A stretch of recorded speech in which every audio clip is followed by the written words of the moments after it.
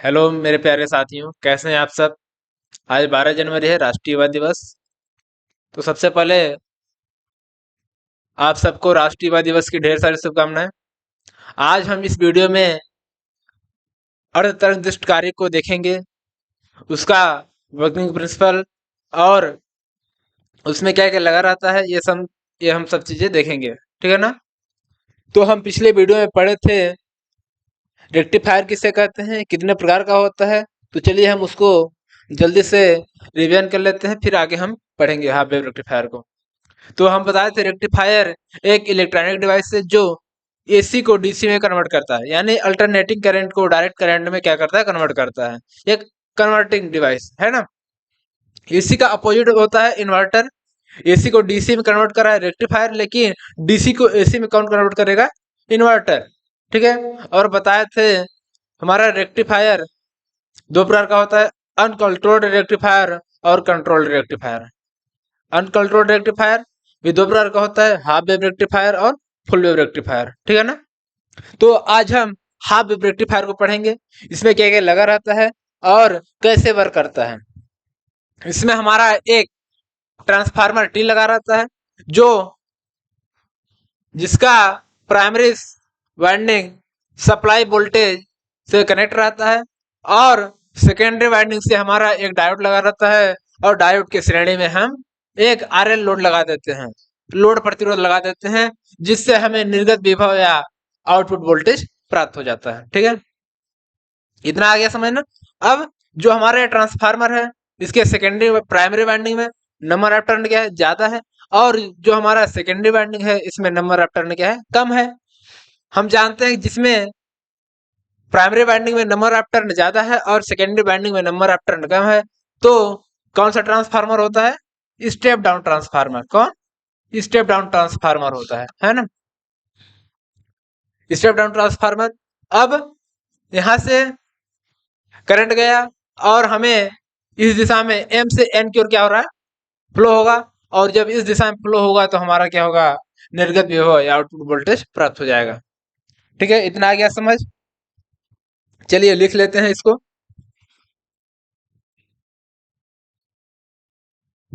अर्धतरंग दृष्ट कार्य में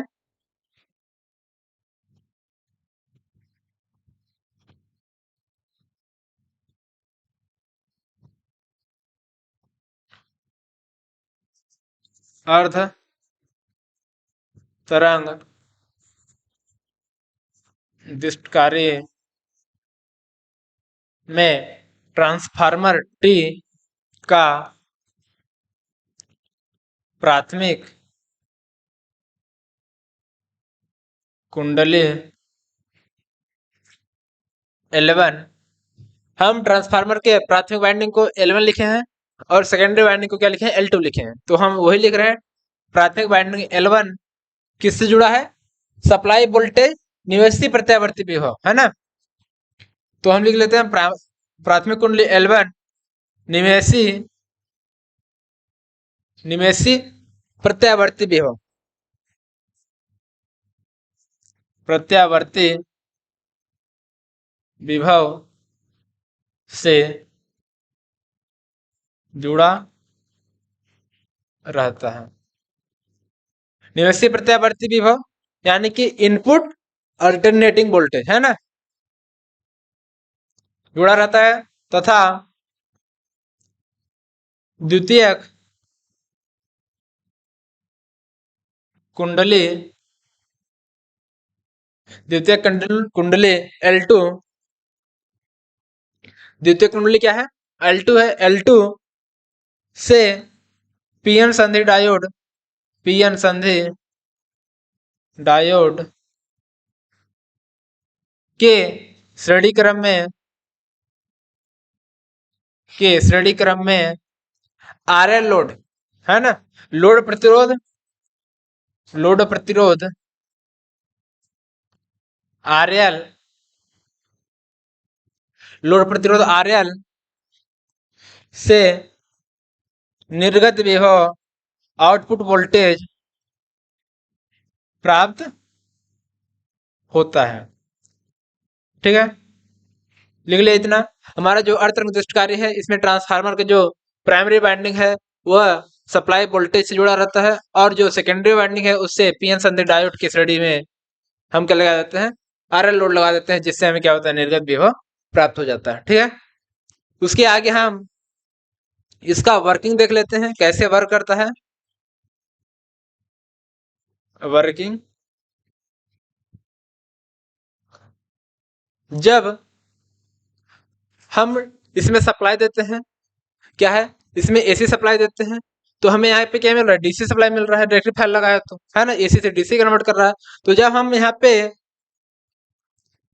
बी पॉइंट पे माइनस और ए पॉइंट पे हम क्या लगा रहे हैं, प्लस, तो हमारा करंट किधर से फ्लो होता है, प्लस से माइनस की ओर फ्लो होता है ना, यानी इस दिशा में हमारा क्या होगा, करंट फ्लो होगा।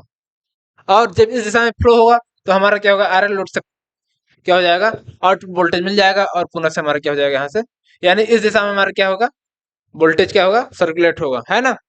यानी इस दिशा में क्या होगा हमारा, फॉरवर्ड वाइज, क्या होगा, फॉरवर्ड वाइज, अग्रभिनति, है ना। और यदि हम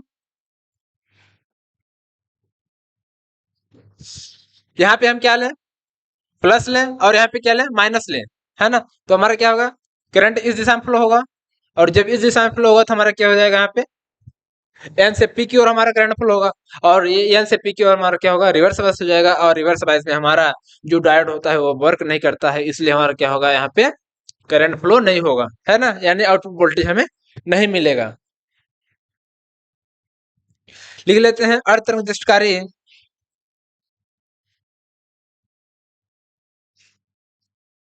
अर्धतरंग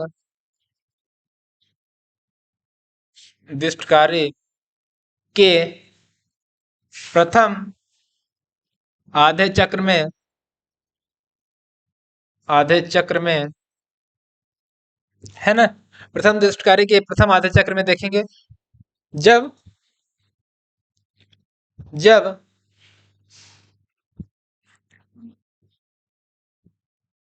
जब पी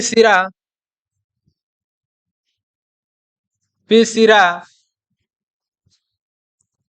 धन से तथा एन सिरा माइनस से जुड़ा रहता है ना, तो हमारा क्या कहलाता है, अर्थात अग्रभिनति में जब हमारा रेक्टिफिकेशन होता है वह अग्र अभिनत में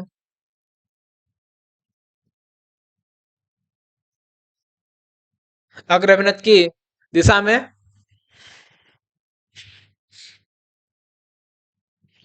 क्या लिखे, जब पी सिरा धन से तथा एन सिरा माइनस से जुड़ा रहता है तो अग्र अभिनत में हमारा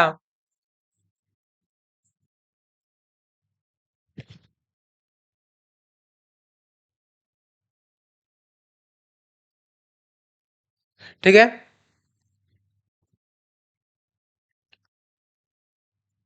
क्या है, अग्र अभिनत में होता है तो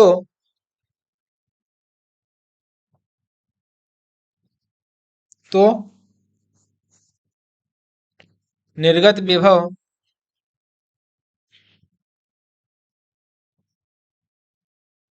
आरएल लोड से लोड से प्राप्त हो जाता है। ठीक है, ये हमारा क्या हो गया, फॉरवर्ड वाइज, है ना। और रिवर्स वाइज में लिख देंगे, द्वितीय आधे चक्र में, यहाँ पे हम क्या है, पी सिरा से हम एन को कनेक्ट कर रहे हैं, है ना, धन को, और एन से हम क्या कर रहे हैं, माइनस से कनेक्ट कर रहे हैं, तो लिख लेंगे, द्वितीय आधे चक्र में जब पी सिरा बैटरी के बैटरी के माइनस से या ऋण से तथा एन सिरा धन से जुड़ा रहता है, जुड़ा रहता है, अर्थात अर्थात पश्च अभिनति की दिशा में, पश्च अभिनत की दशा में आरएल लोड से करंट फ्लो नहीं होता है, नहीं होता है, अर्थात अर्थात निर्गत विभव प्राप्त नहीं होता है। ठीक है, यानी कि क्या लिखे हम, समझ लेते हैं।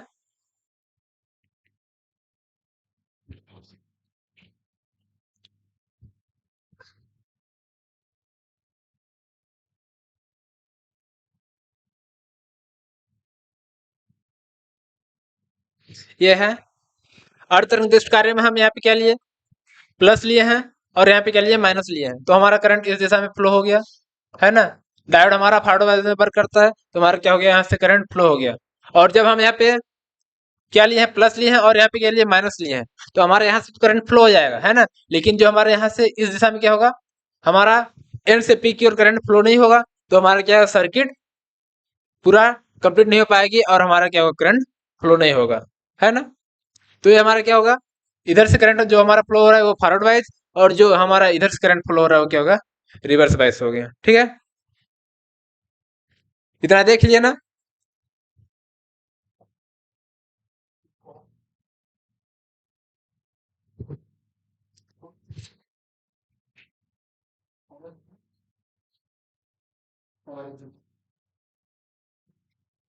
अब आगे क्या दिया है,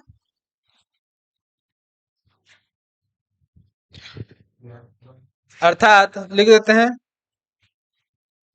अर्थात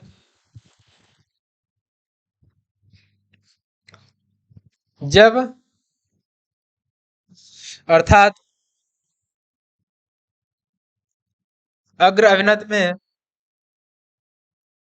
अग्र अभिनत में निर्गत विभव, निर्गत विभव प्राप्त होता है, तथा पश्च अभिनत में या रिवर्स वाइज में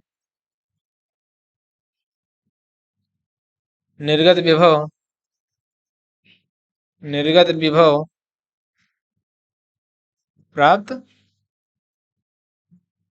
नहीं होता है। ठीक है ना। और जो हमारा अर्ध तरंग दृष्टकारी, अर्ध तरंग दृष्टकारी की दक्षता होती है, वो कितनी होती है, 40.6%। ठीक है ना, 40.6% कैसे होती है, चलिए हम देख लेते हैं।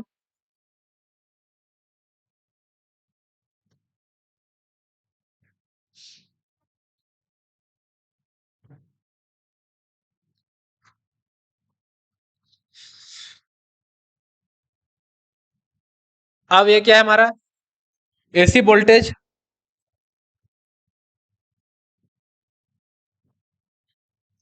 ये हमारा एसी वोल्टेज है। यहाँ से हमारा क्या अल्टरनेटिंग करंट क्या हो रहा है, फ्लो हो रहा है ना। ये हमारा क्या है, इनपुट में हमारा क्या है, वोल्टेज या करंट हमारा फ्लो हो रहा है। ठीक है, और आउटपुट में क्या हो रहा है, प्रथम आधे चक्र में क्या है हमारा, ये क्या है, धनात्मक है, और ये क्या होगा, रिवर्स वाइज का वर्क है ना। तो हमारा ये जो धनात्मक है प्लस वीपी है, यहाँ पे क्या है, माइनस वीपी। तो यहाँ पे हमारा क्या है, फॉरवर्ड वाइज मिल रहा है, क्या इस दिशा में हमारा करंट फ्लो कर रहे हैं, तो क्या है, हमारा सर्किट कंप्लीट हो रही है। और जब सर्किट कंप्लीट होगा तो हमारा क्या होगा, करंट फ्लो होगा, है ना। तो यहाँ पे क्या है, हमारा वेव फॉर्म बन गया। उसके बाद नेगेटिव में यानी कि रिवर्स वाइज में हमारा डायोड वर्क नहीं कर रहा है, इसलिए हमारा यहाँ पे क्या हो गया, करंट फ्लो नहीं हो रहा है ना। उसी तरह पुनः फॉरवर्ड वाइज में वर्क कर रहा है तो हमारा वेव बन गया, और रिवर्स वाइज में वर्क नहीं कर रहा है तो नहीं बना है।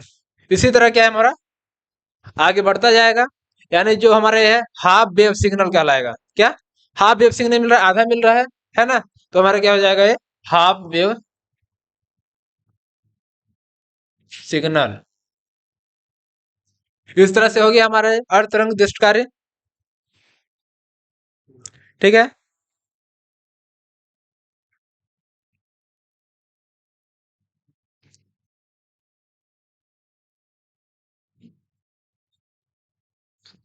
ये हो गया हमारा अर्ध तरंग दृष्ट कार्य। यदि वीडियो अच्छा लगा तो लाइक कीजिए, शेयर कीजिए और सब्सक्राइब कीजिए। और यदि इस टॉपिक से यदि किसी को कोई डाउट हो तो कमेंट बॉक्स में करके पूछ सकता है।